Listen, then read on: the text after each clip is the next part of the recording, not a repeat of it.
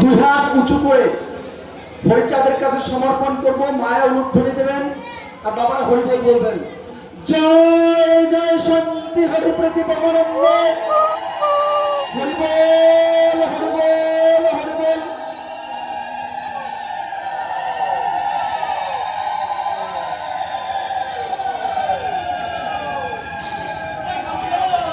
জয় হরিচাঁদ, জয় গুরুচাঁদ।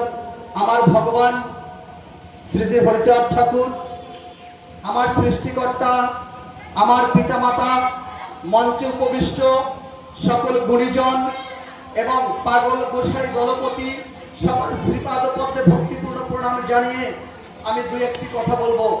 এই মা, মা কথা শুনলে শোনো না, ছাইলে চলে যাও।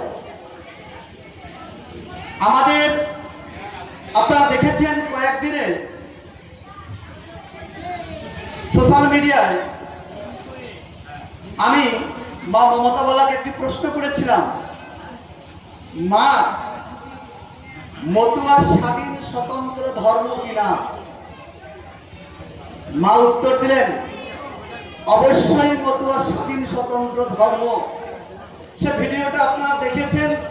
এরকম আমি মাকে ৮-৯টা প্রশ্ন করেছি। সেই ভিডিওর স্ক্রিপ্ট কেটে কেটে শ্রদ্ধেয় একজন কবিয়াল তিনি যেভাবে ভাইরাল করেছেন, তিনি যেভাবে প্রচার করেছেন, তার সঠিক ব্যাখ্যাটা আমি পরবর্তীতে তাকে দিয়েছি, কিন্তু তার আমি উত্তর পাইনি। আমি বিশ্বাস করি, আমাদের এখানে এক বক্তা বলেছেন ইহকাল পরকালের ভগবান। আমি পরকালে বিশ্বাস নই, কারণ মতুয়া ধর্ম আমাকে শিখিয়েছে বর্তমানকে, বাস্তবকে, সত্যকে। তাই ইহকালের দেবতা ঈশ্বর সবকিছু আমার হরিচাঁদ ঠাকুর। পরকাল মানে পরের প্রজন্ম, পরকাল পরের প্রজন্ম। যেমন আমরা বলি হরিচাঁদ ঠাকুর গোলকের হরিচাঁদ ঠাকুর, গোলকের সাই।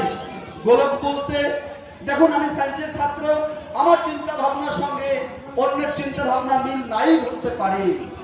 গোলক বলতে একটা নাশপাতি ফল, এই নাশপাতি ফলটাকে যদি উল্টো করা হয় তবে যেমন গোলাকার, মায়েদের জরায়ু যেটাকে ইউটেরাস বলা হয়, সেই ইউটেরাসও কিন্তু সেই রকম গোলাকার।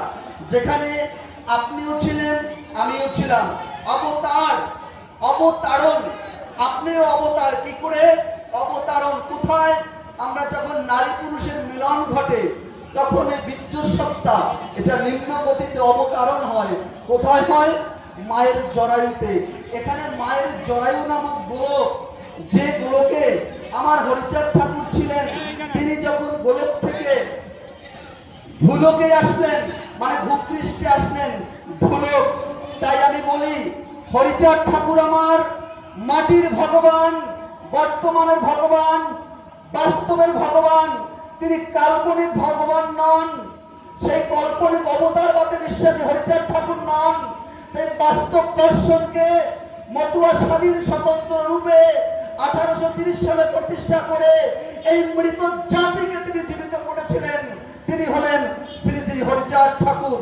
আমার সৌভাগ্য যে আমি সেই মতুয়া ঘরে, যে ঘরের মধ্যে এই বর্তমানে বাস্তবের অবতার হরিচাঁদ ঠাকুর জন্মগ্রহণ করেছেন, সেই ঘরে আমার জন্ম হয়েছে। এ আমার চরম সৌভাগ্য, এ আমার পরম সৌভাগ্য। যাই হোক, আমি আর বেশি কিছু বলবো না, আমাদের ট্রেনের সময় হয়ে গেছে।